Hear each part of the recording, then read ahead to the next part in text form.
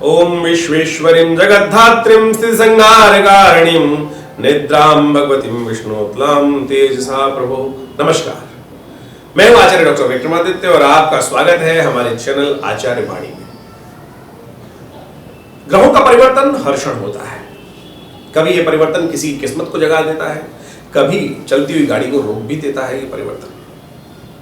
और विभिन्न राशियों के संबंध में हम अनेक विवेचनाएं, अनेक प्रकार के योगा योगों के संबंध में आपको बताते ही रहते हैं। तो आज उपस्थित है कन्या राशि वालों के लिए ग्रहों का योगा योग, कैसे कष्टों को दूर करने का जो समय आने वाला है उनको कैसे दूर कर सकते हैं। जी हाँ, कष्टों का दूर करने का समय, अनेक उपाय के लिए हम अनेक समय को देखने का प्रयास करते हैं। तो कन्या राशि वालों, समझो कि आपकी राशि के अनुसार से क्या कुछ योग चल रहा है।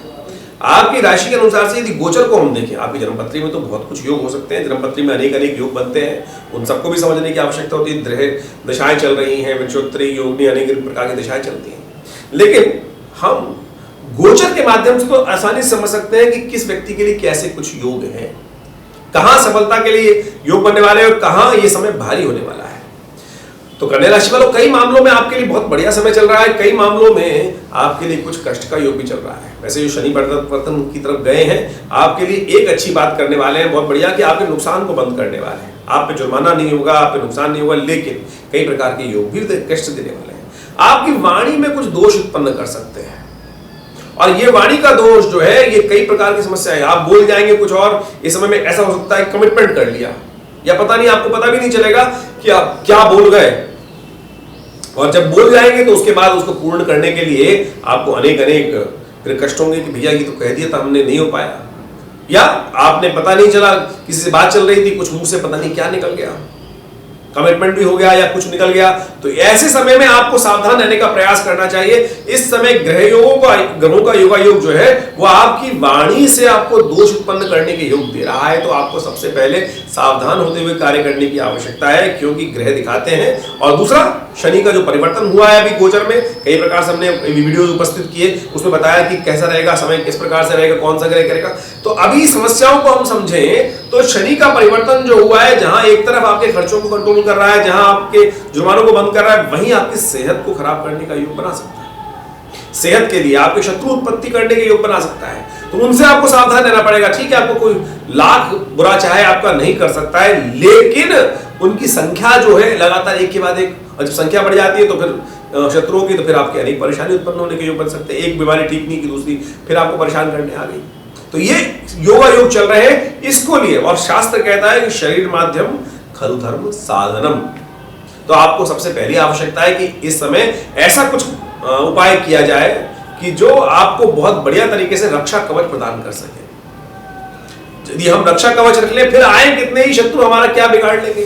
तो रक्षा कवच, इसलिए अनेक प्रकार की कवच उपस्थित है। तो हम चाहेंगे कि आप सबसे श्रेष्ठ तरीके से अपने कवच के तौर पर दुर्गा जी का जो बेसिकली कवच है, दुर्गा सप्तशती के अंदर आया है, ओम यद्गुयम पम लोके सर्वशाकरम नाम यन्य कश्चिदाख्यातम तन्मे पुरीत नाम, जिसमें कहा गया है प्रथमं शैलपुत्री च, द्वितीयं ब्रह्मचारिणी, तृतीयं चंद्रघंटेति, कुसुमांगीति चतुर्थकं, पंचमं स्कंदमातेति, षष्ठम कात्यायनीति, सप्तमं कालरात्रि च, महागौरीति च अष्टमम। ये पूरा जो दुर्गा कवच जो है, इसका इन सप्तशती के गुप्त नवरात्रि जो 22 तारीख से शुरू हो रही है, ऐसे में गुप्त नवरात्रि में विशेष तौर पर नित्य प्रति इसका पूजन आरंभ कर दीजिए। देखिएगा यहाँ पर विभिन्न स्वरूप में भगवती के विभिन्न स्वरूपों का वर्णन किया गया है, और आपकी विभिन्न चीजों की रक्षा करने के लिए इससे सुंदर उपाय कोई हो नहीं सकता।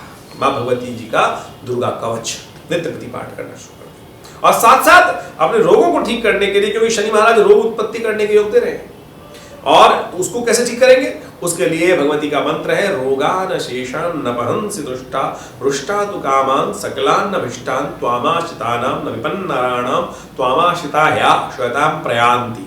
ये दुर्गा सप्तशती के 11वें अध्याय में आया हुआ मंत्र है।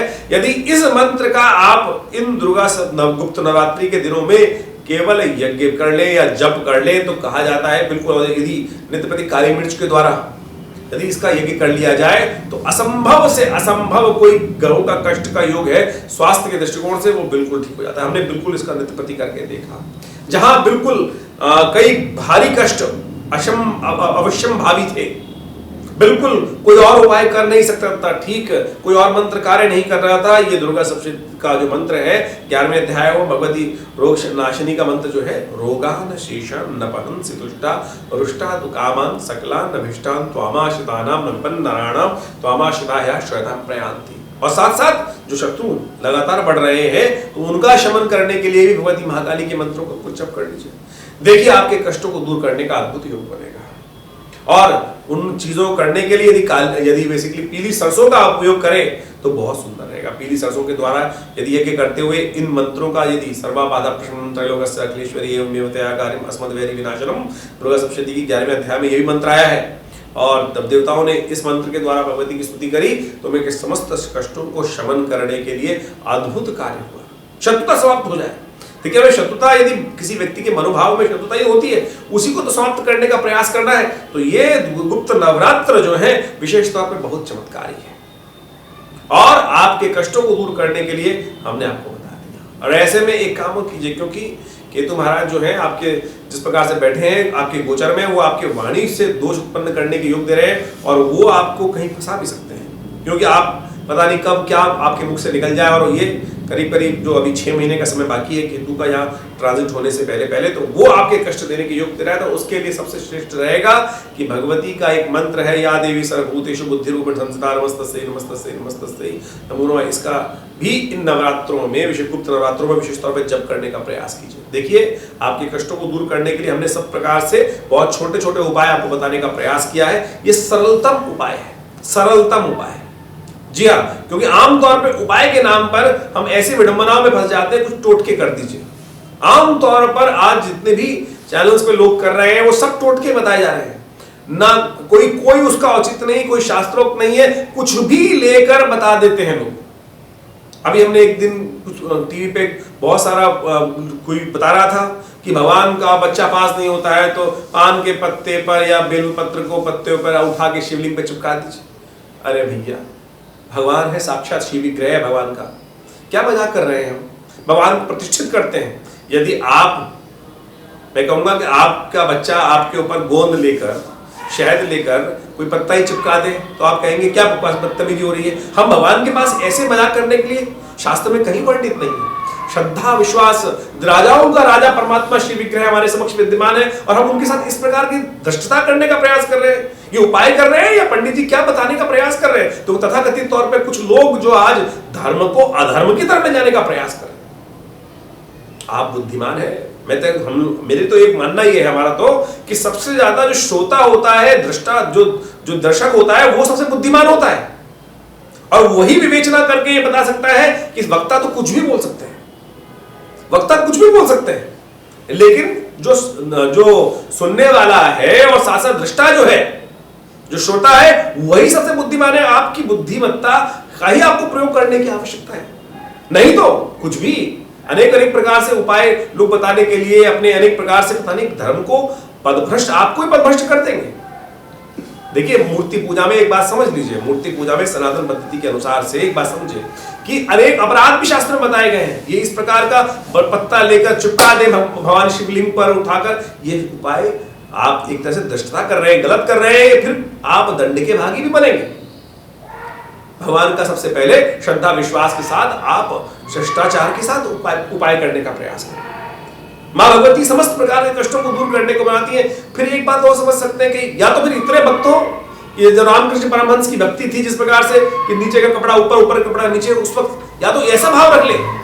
उतने बड़े भक्त हम है नहीं, हम तो अपने स्वांता सुखाय के लिए, मैं कहूंगा स्वांता सुखाय, स्वार्थ के लिए इस प्रकार के उठापटक करने का प्रयास है, भक्ति में नहीं कर रहे।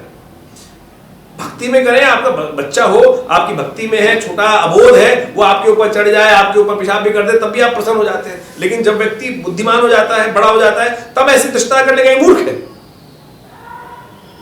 तो आप सब बुद्धिमान है, तो इस प्रकार के टोटकों में जो अनेक आज तमाम किताबें और तमाम जो लोग इकट्ठे हो गए हैं, आचार्याएं इकट्ठी हो गई हैं और सब धर्म को, व्यक्ति को पता नहीं धर्म के साथ जोड़कर टोटकों का एक संसार उपस्थित कर दिया है। भानुमति के पिटारे की तरह मैं कहूंगा ऐसे लोगों से हम बचें, धर्म को वास्तविक तौर पे धर्म की तरह समझें।